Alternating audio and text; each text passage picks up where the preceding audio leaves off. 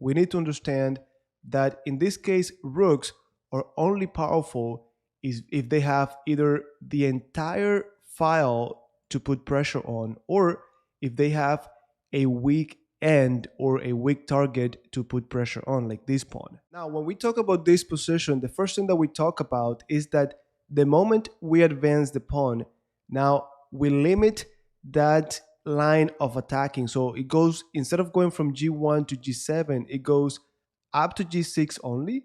And believe it or not, it's a significant improvement for black. But more importantly, this is not a weak end anymore. It is a pawn that is defended by another pawn. Now, they only got a powerful diagonal, but that in itself, it's not enough. Typically, you need different factors to have a successful attack, like more attackers than defenders. And in this case, the bishop only is not going to do much. Going back here, this rook is powerful if it controls the